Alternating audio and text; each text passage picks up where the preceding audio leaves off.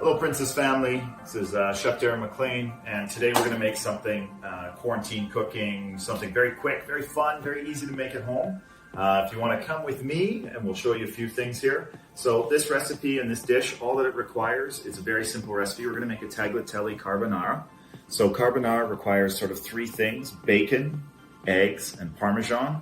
Actually, four things. We really need to have lots of cracked black pepper, and I'll get into that. So this is kind of what we're going to do, and we're going to start, and we're going to add a little bit of garlic bread here. So here I have this beautiful baguette, and I'm going to show you what to do with that. So this is just a baguette, any baguette or any leftover bread that you can. I'm going to show you a little garlic butter for this, and then we're going to make the most amazing pasta for you to enjoy with your friends and family at home. We're going to make it really easy, really simple, because I'm trying to find ways to use things that are just in your pantry. So if you've got eggs, if you've got Parmesan, you got bacon, or if you just have eggs and Parmesan, you can also do this too. So let's get started. We're going to start right away with the garlic butter. So the baguette, we've just sliced it in half lengthwise, so it was like this. We've opened it up. And then over here, I'm just going to melt really quickly while we're here. I'm just going to start melting. Here we have some butter, a clove of garlic, and some thyme. So we have about 2 tablespoons of butter, thyme, and 1 smashed clove of garlic. So we're just going to put the lid on this. You can see the heat going up. In this pot back here, we're going to start our pasta right away, because this will go fairly quickly. So I have my tagliatelle, which is really just any dried pasta will do. You don't have to use tagliatelle. I'm going to use tagliatelle today. You can use a rigatoni, use a macaroni to make this sauce. So we're just going to go ahead and drop that in. It's going to take about 8 minutes. Okay, and then here is where the important stuff comes. This bacon is this amazing local bacon that we make here in Canada. So this is not Canadian bacon as you know it. That's called pea-meal bacon or back bacon. This has been made with Mangalitsa pigs. So red Mangalitsa is a breed that's found a home in Canada. It's characterized by a lot of fat. So this is very fatty bacon. So I've already sliced it into what the French call lardon. So this lardon here, this is just a piece of bacon that's been cut in a square. So don't, but if you have sliced bacon, you could totally use sliced bacon. So we're gonna get it in a pan. And the pan, we're not adding any oil because this bacon has a lot of fat. So we're gonna take this and put it in, and we're gonna let that turn on the heat to medium. We're gonna add a few sprigs of thyme, and I have a garlic clove that I'm gonna quickly smash with a knife. Perfect. So that'll come out later, but we're gonna put it in here with this bacon.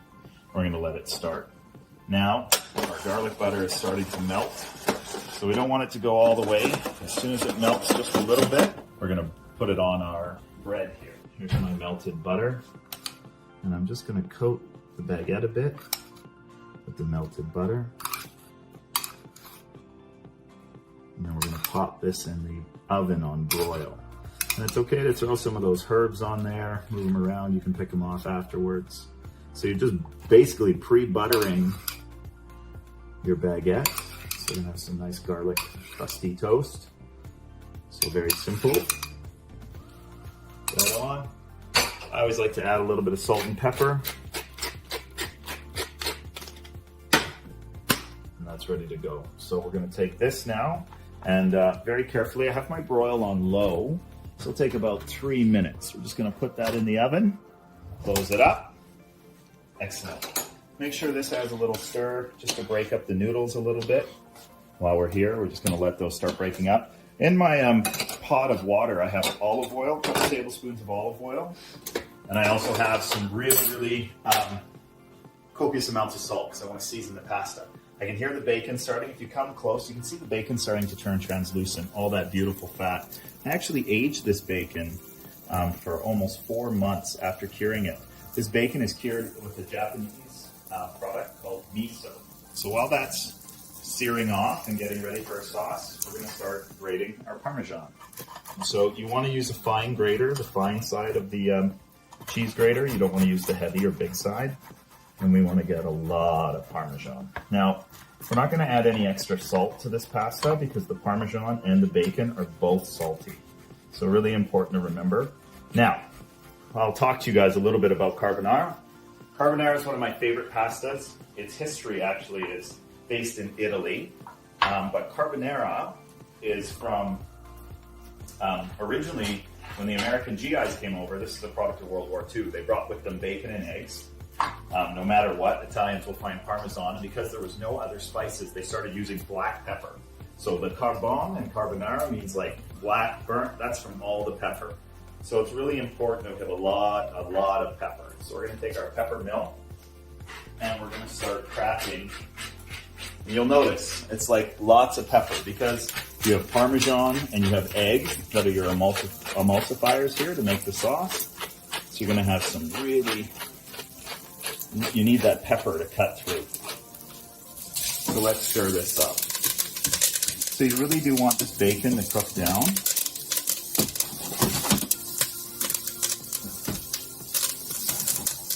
And really kind of get a bit crispy and get some texture.